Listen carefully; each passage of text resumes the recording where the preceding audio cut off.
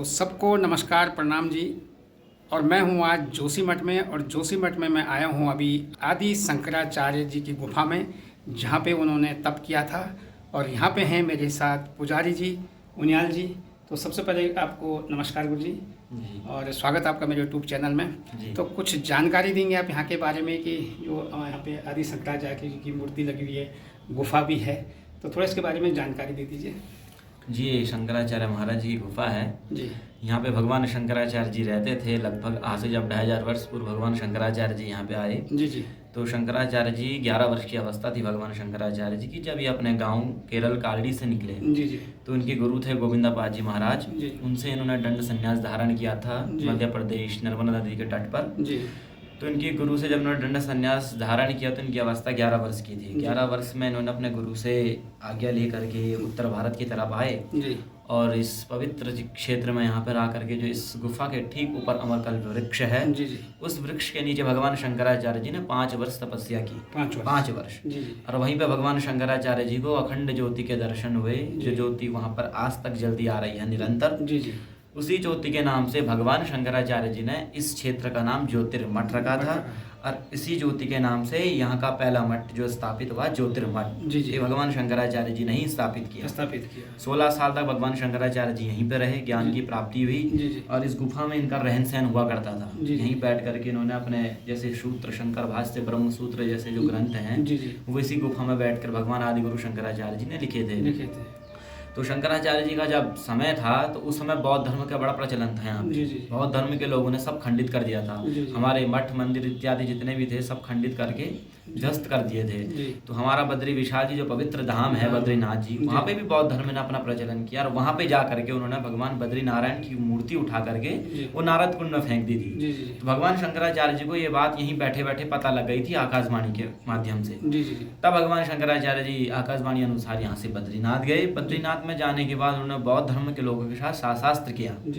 शास्त्र में जब बौद्ध धर्म के लोग पराजित हुए तब भगवान शंकराचार्य जी ने भगवान बद्री विशाल जी की पुनः मूर्ति निकाली और वहाँ पे स्थापित किया और प्रतिष्ठित करवाई। उनकी पूजा अर्चना दोबारा से शुरू करवाई। तब जाकर के भगवान बद्री विशाल जी ने भगवान शंकराचार्य जी से वचन लिया कि आप मेरी जो पूजा अर्चना आपसे करेगा वो आपका वंशज ही होगा। तो आज भी वहाँ पे जो पूजा करते हैं भगवान शंकराचार्य जी के ही वंशज आते हैं, रावल जी जो कि केरल से आते हैं। तो 6 महीने वहाँ पे पूजा करते हैं और 6 महीने अपना चले जाते हैं यहाँ से वापस केरल की तरफ। तो भगवान शंकराचार्य जी ने भगवान नारायण की स्थापना की और हमारे सनातन धर्म की स्थापना भगवान शंकराचार्य जी ने ही की है। जो सनातन धर्म लुप्त हो चुका था बहुत ज्यादा, तो इनका जन्म ही इसलिए हुआ था कि सनातन धर्म की स्थापना कर सके। हाँ, ये भगवान शंकर के अवतार थे। अच्छा, भगवान शंकर ने ही भगवान शंकराचार्य के रूप में जन्म लिया कि धर्म का उद्धार हो पाए, पृथ्वी का उद्धार कर पाए, धर्म की स्थापना कर पाए। तो भगवान शंकराचार्य जी ने ऐसे 4 मठों की स्थापना की। जो मैंने आपको पहले बताया कि ज्योतिर्मठ जो यहाँ पहला मठ है। दूसरा मठ पड़ता है द्वारिका शारदा मठ जो कि गुजरात में है। तीसरा मठ है श्रृंगेरी कर्नाटक। और चौथा मठ जो है वो है आपका जगन्नाथपुरी में गोवर्धन मठ। ये 4 मठ भगवान शंकराचार्य जी ने स्थापित किए और अपने 4 शिष्य इन पर विराजमान कराए। हाँ, तो इस मठ के जो आचार्य बने प्रथम वो थे श्री त्रोटकाचार्य जी महाराज, इनके प्रथम शिष्य। उनकी जो गुफा है वो नीचे आश्रम में है, वहाँ भी आप दिखाइएगा। वहाँ पे भगवान त्रोटकाचार्य जी ने अपने गुरु के लिए त्रोटकाष्टकम लिखा था। वो उस गुफा में बैठ के अपने गुरु की स्तुति किया करते थे। तो ऐसे जब भगवान शंकराचार्य जी ने धर्म की स्थापना की फिर ये माणा गांव गए और माणा गांव से भगवान शंकराचार्य जी ने एक भव्य रूप यात्रा निकाली जो शंकर दिग्विजय नाम से प्रसिद्ध है। शंकर दिग्विजय नाम की एक यात्रा निकली जो समग्र विश्व में बड़ी प्रसिद्ध हुई। भगवान शंकराचार्य जी के साथ कई संत कई धर्म ज्ञानी जुड़े जिन्होंने सनातन धर्म को बढ़ चढ़ के बढ़ावा दिया और पूरे देखते ही देखते पूरे सनातन धर्म की गूंज हमारे भारतवर्ष में बढ़ गई। जब भगवान शंकराचार्य जी 32 वर्ष की अवस्था में आए फिर तो 32 वर्ष में इन्हें असाध्य रोग हो गया था, जिस कारण ये केदारनाथ गए और केदारनाथ में जाकर के इन्होंने समाधि ली। तो इनका जो केदारनाथ में समाधि स्थल बना है वो केदार में है। अच्छा, केदारनाथ में इनका समाधि स्थल भगवान केदारनाथ जी मंदिर है उनके ठीक पीछे है।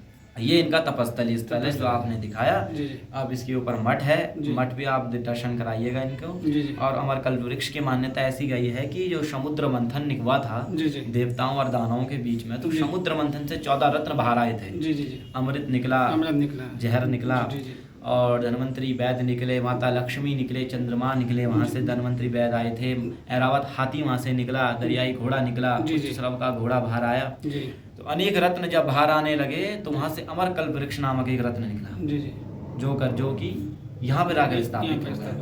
तो इस वृक्ष की मान्यता ऐसी है कि ये मन की कल्पना को पूर्ण करता है। बड़े श्रद्धालु दूर दूर से आते हैं यहाँ पे और यहाँ पे आकर अपनी मनोकल्पना मांगते हैं। अच्छा, मनोकामना। हाँ, तो इस वृक्ष पे देखा होगा आपने धागे बांधे हुए हैं। जी। अगर आप दिखाना चाहें तो दिखा देना अभी। जी।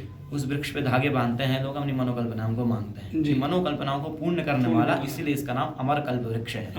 ये तब से विद्यमान है जब भगवान शंकराचार्य जी यहाँ पे आए थे। अच्छा, तो ये भगवान शंकराचार्य जी की गुफा है। बहुत बहुत धन्यवाद गुरु जी, बहुत अच्छी जानकारी दी आपने। हम भी धन्य हो गए कि आपने बहुत अच्छे बढ़िया ढंग से अपनी जानकारी दी है। अभी मैं नीचे मठ में भी मिला था, वहाँ पे भी गुरु जी ने बहुत अच्छी जानकारी दी और उसी तरह से आपसे भी मुझे जानकारी मिली है। तो बहुत बहुत धन्यवाद, नमस्कार आपके लिए, धन्यवाद। जय जय गुरुदेव। जय जय गुरु।